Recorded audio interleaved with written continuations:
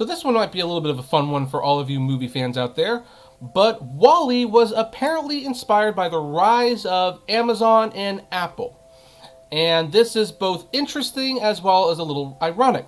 But first of all, hey everyone, this is Kevin the Apptrepreneur. Welcome to my channel. If this is your first time here and I'm really like this video, please do me a favor, hit that subscribe button, ring that bell notification. We upload on a near daily basis and you will want to be notified of when those videos go up. So anyway, WALL-E. This is an old movie. Like, now that I think about it, this is old. I think I was 16 when this movie came out. It's almost 20 years old. It actually freaks me out because I remember seeing it. I don't know if I was a kid exactly, but I remember I was a lot younger at any rate. And I loved it. Haven't watched it in a long time. If you haven't seen it, I'm pretty sure it's on Disney Plus.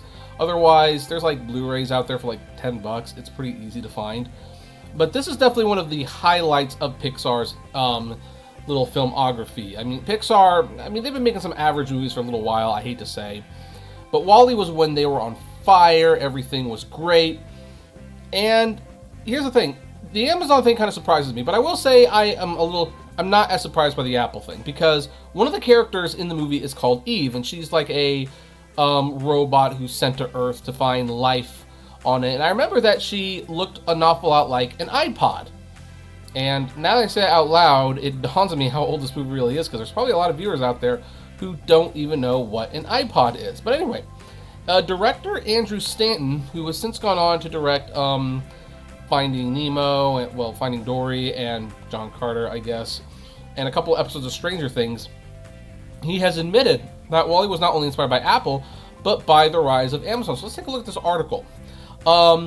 He is quoted as saying, "We were having anywhere from 2 to a dozen boxes from Amazon show up at my doorstep every other day," the Pixar legend told The Hollywood Reporter. It happened in Hollywood podcast. "I just started to think, like, where does all this stuff go?" So that's like the highlight. But the article starts out, Andrew Stanton had a great idea for a Pixar movie, one that centered on the last robot on Earth. He just wasn't sure what the robot was going to look like. Then inspiration struck. Quote, "I was at a baseball game with my editor on Finding Nemo. I borrowed his binoculars, and then I missed an entire inning just looking at them and starting to make them look happy and mad and sad. That cracked open for me. That's pretty much what I did. I put binoculars on top of a trash compactor." That epiphany led to the design for the title character of 2008's WALL-E's, Stanton's Oscar-winning follow-up to the 2013 Finding Nemo, which also took home the Oscar for Best Animated Film. Well, Pixar and Disney take home the Best Animated Feature Oscar a lot. Way too much. And by the way, yes, I feel Klaus was robbed. Toy Story 4 wasn't that good. But anyway, for the robot sidekick, a cockroach named Hal, after Little Rascals producers Hal Roach. I get it. Stanton was determined not to Disney-fy the character, despite the studio having acquired Pixar in 2006. "I took it as a challenge. Come on, we can make a cute cockroach without the aid of little gloves," Stanton says. "And you can make almost anything cute if you try hard enough." Anyway, this is not the important part. The important part comes in a little bit later, where regarding WALL-E's bleak environmental themes, the first half takes place on an Earth rendered uninhabitable due to overconsumption. Stanton insists, "I hate being preached to, and I assume other people do in a movie, so I went there very reluctantly, and it ended up being out of pure necessity to my main drive, which was I just wanted to believe in the authenticity of why WALL-E was alone. It was really logic at the time. So we're talking 2005, 2006, and that led me to any of the science and environmental and sociological choices that I did. I just went with kind of what was happening around me. We were having anywhere from 2 to a dozen boxes from Amazon show up my doorstep every other day. I just started to think, like, where does all this stuff go?" And then, for Stanton's visions of humans in amorphous blobs on interstellar cruise ships, whisked around on self-propelled chairs, heads buried in their screens, he found another source of inspiration. The iPhone came out in 2006, 2 years before the movie came out. I was literally one of the first people to get the iPhone before it was brought out of this world officially, because Steve Jobs was our boss. For those of you who are not aware, Steve Jobs owned Apple. Not Apple. Of course he owned Apple. He owned Pixar. In fact, Pixar, I believe, was one of the first things he did after being ousted from Apple. He did Next Computers, and he bought Pixar. And then he tried to get rid of Pixar, but stuck around long enough to make Toy Story. So, anyway. Stanton continues, I started playing with it and it was kind of crazily going, why is this feeling familiar? This is basically the future and there should be nothing about this that's familiar. It was the addictive quality of it. I used to be a smoker when I was in college. I remember that. That was way before there was a computer or anything else to distract you with. You would use a cigarette to just sort of pass time and not be bored. But I remember then going, wow, this could get really out of hand fast. This is like a nicotine hit. And that's what made me come up with the distraction of humanity through technology and the screens and everybody being right there next to each other. And it is true that one of the reasons WALL-E is still a great movie and still important is because it actually was pretty accurately predicted where we're heading, where we have more screens than ever before, and we are so focused on those screens, we're kind of missing the world around you. There's actually a really great scene in the movie where WALL-E kind of interrupts because everyone's on these floating chairs and it does its thing and they're just looking at these screens and they just, sip their big gulps or whatever. And WALL-E kind of like needs to get through the line, so he kind of taps them and they turn off.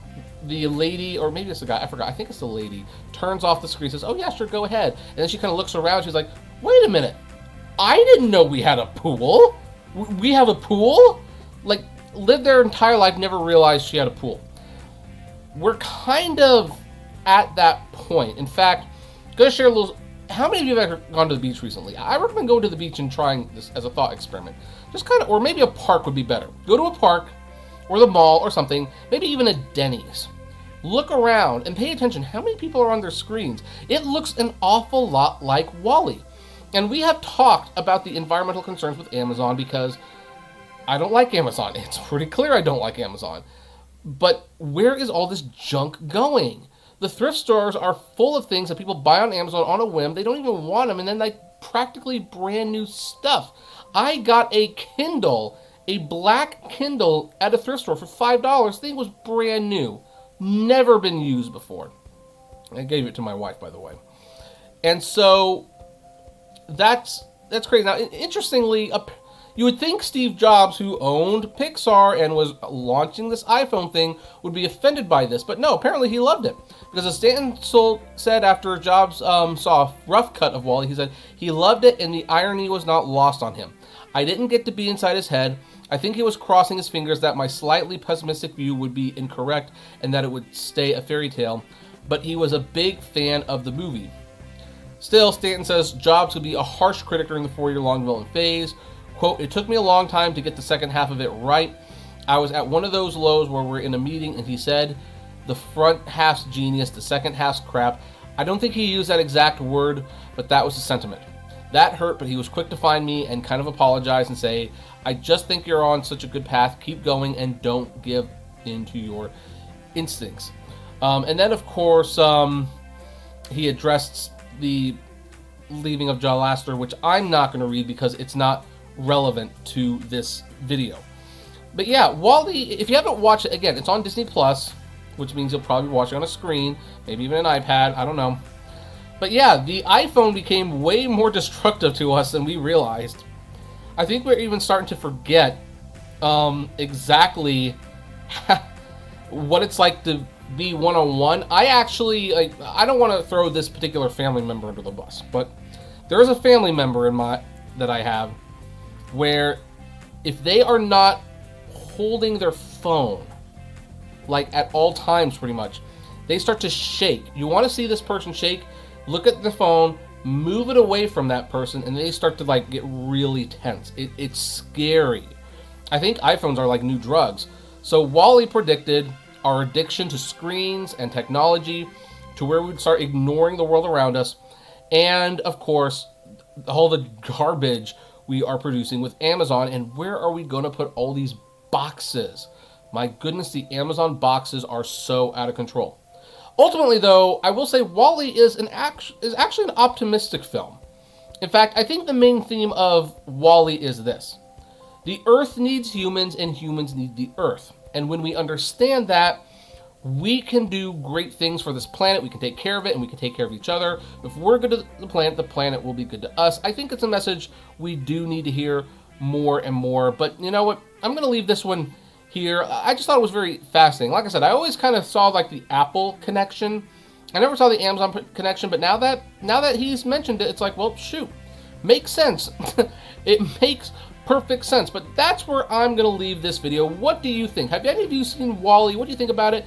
If you haven't seen it, are you going to watch it? Do you think this article hits it on the nail? You know, where does it rank on your Pixar films? I would really like to know. This could be a fun one to talk about. So please comment below. The comments really do help out with the algorithm and the interaction, so it's really helpful. Like, favorite, share, subscribe, and as always, flame responsibly. Have a good one.